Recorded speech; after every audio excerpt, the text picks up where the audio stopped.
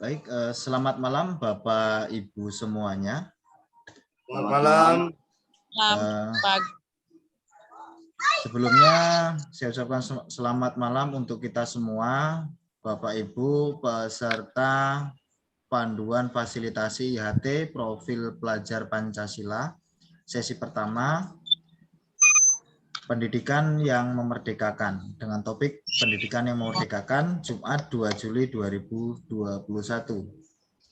Di sini izinkan saya sebagai fasilitator untuk memandu jalannya kegiatan fasilitasi.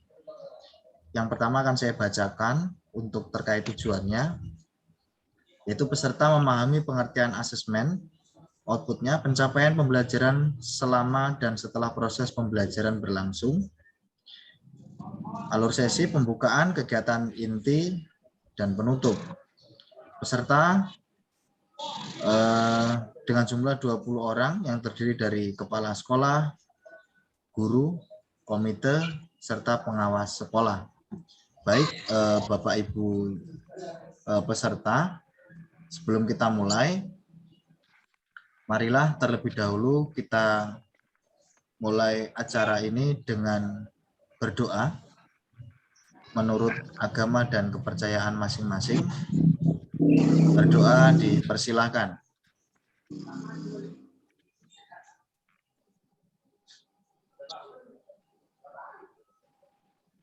Berdoa selesai.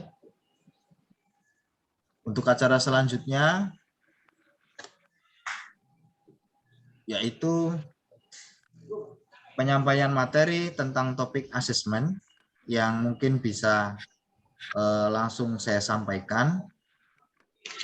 Adapun tujuannya, yang pertama, Bapak Ibu peserta memahami pengertian tentang asesmen, pencapaian pembelajaran selama dan setelah proses pembelajaran berlangsung, untuk metodologi, presentasi, penugasan, tanya jawab, serta kuis.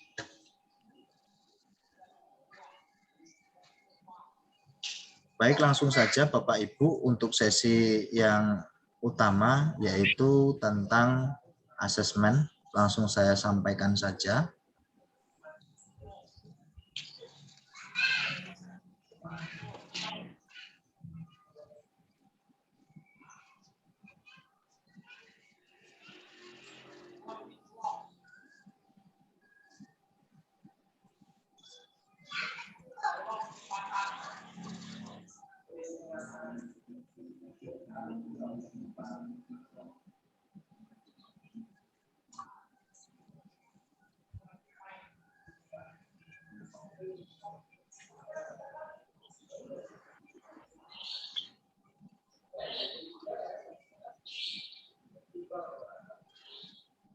Oke, apakah sudah bisa dilihat Bapak Ibu?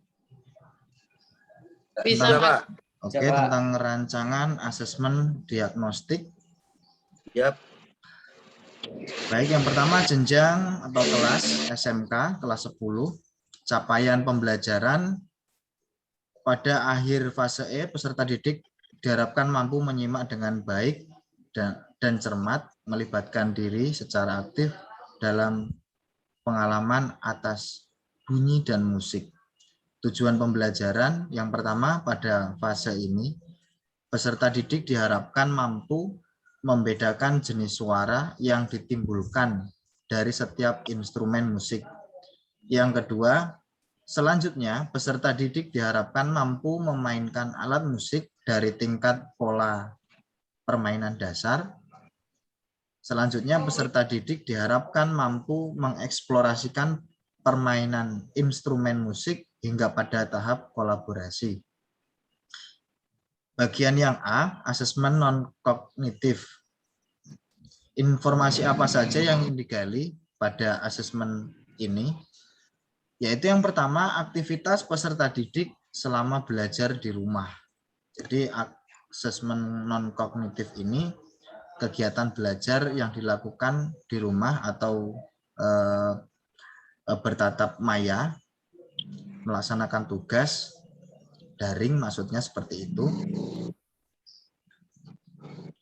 Aktivitas di rumah mendukung minat dan bakat peserta didik. Jadi pertanyaan kunci yang ditanyakan nanti, apa saja aktivitas kamu setelah belajar di rumah, hal apa saja yang paling menyenangkan dan yang tidak menyenangkan, apakah kamu memiliki waktu cukup untuk belajar, apa harapan kamu dari proses pembelajaran ini, dan serta apa hobi yang kamu sukai. Selanjutnya langkah-langkah apa saja yang ingin dilakukan, yaitu persiapan, alat bantu apa saja yang dibutuhkan, bentuk notasi yang mudah dipahami untuk memudahkan proses pembelajaran, menyiapkan satu instrumen musik jika diperlukan. Untuk bagian yang B, asesmen kognitif. Waktu asesmen diakhiri setelah guru menjelaskan tentang bentuk instrumen musik dan cara membunyikannya.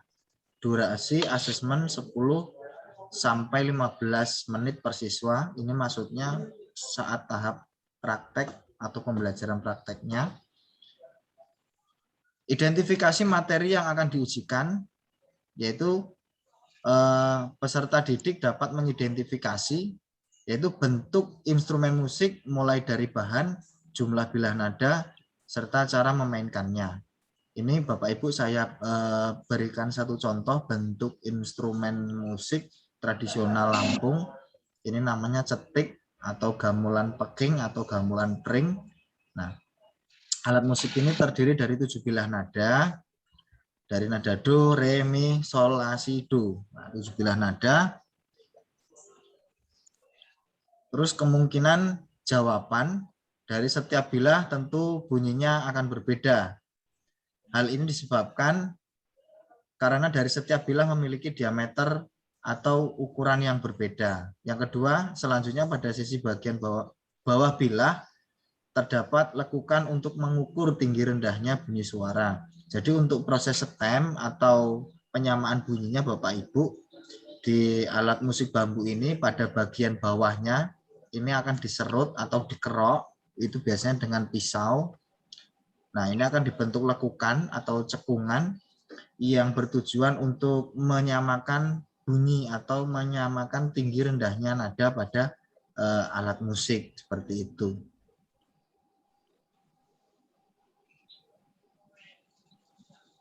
Nah, seperti ini nadanya, ada 7 bilah, do, re, mi, sol, la, si, do. Cara memainkannya menggunakan alat pemukul atau menggunakan stick.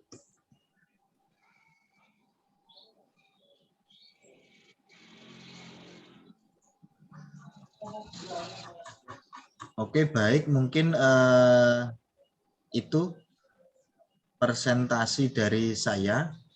Kalau ada yang ingin ditanyakan atau kurang jelas, monggo kepada Bapak Ibu peserta saya persilakan untuk bertanya. Terima kasih. Ya Pak, saya akan menanyakan tentang asesmen perbedaan non kognitif dan kognitif, Pak ya. Iya. Non kognitif dan asesmen kognitif. Itu aja Pak yang untuk pembedaan yang lebih jelas. Baik Bapak, untuk asesmen kognitif langsung saja saya jawab untuk pertanyaan Bapak Rahmat. Untuk asesmen non kognitif ini biasanya hal-hal yang dilakukan peserta didik itu di luar sekolah, atau saat pandemi ini biasanya belajar di rumah seperti itu. Pada kegiatan teori, untuk kegiatan non kognitif ini biasanya kita sharekan atau kita berikan tugas melalui WA group.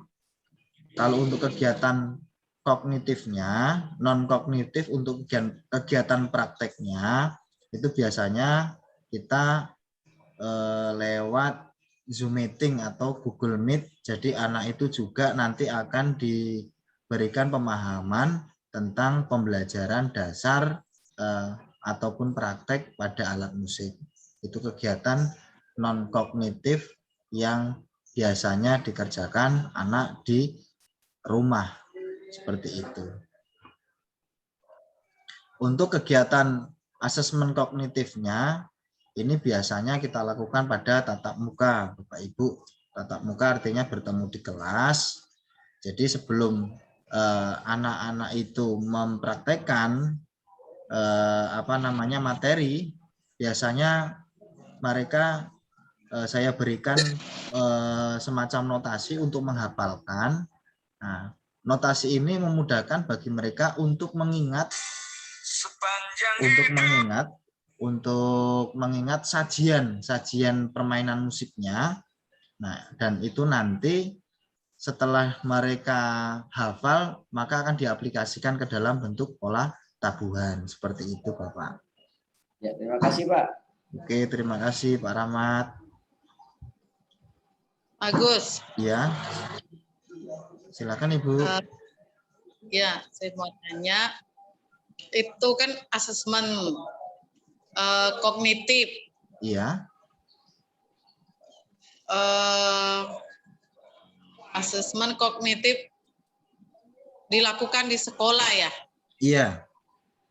Ya, terus berarti hanya untuk asesmen di sekolah. Terus mau kan sebelum asesmen toh mesti ada belajarnya dia. Bagaimana kalau nggak ada alat musiknya dia di rumah? Bagaimana cara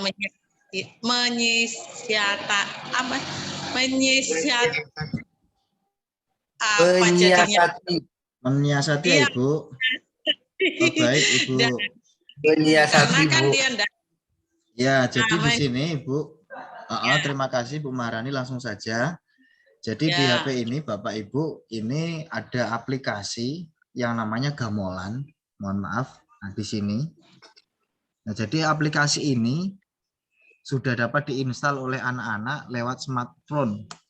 Nah, aplikasi apa namanya, Pak? Ini yang namanya aplikasi Gamelan, Ibu. Nah, jadi di sini Gamelan. nanti iya bisa di-play untuk kegiatan contoh permainan musiknya. Nah, ini nanti saya coba. Nah, seperti ini.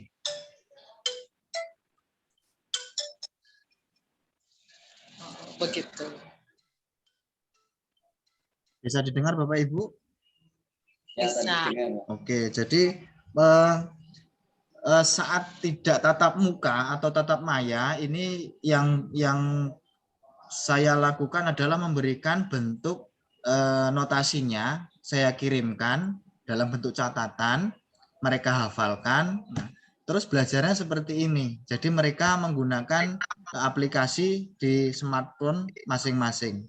Seumpama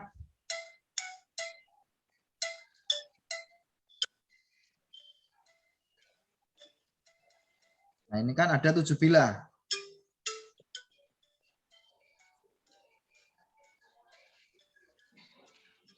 Oke, seperti itu. Ini adalah salah satu contoh yang simple untuk mengatasi keterbatasan kita yang tidak bisa belajar secara tatap muka, Bapak Ibu, dengan anak di kelas. Jadi mungkin itu dari saya. Kalaupun ada tambahan silakan, ataupun masukan ataupun pertanyaan. Baik, terima kasih Pak Agus, cukup. Oke. Selama ini kan karena kami tatap muka jarang lihat yang kayak gitu. Iya. Baik.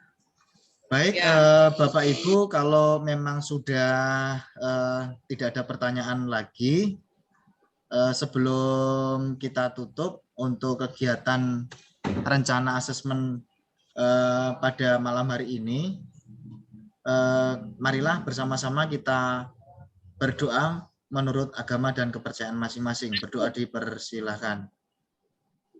Pak Agus. Ya, Ibu. Rasanya baru 10 menit kita ini, kan mau 20 menit. Sebentar, Ibu. Gak apa-apa, Bu.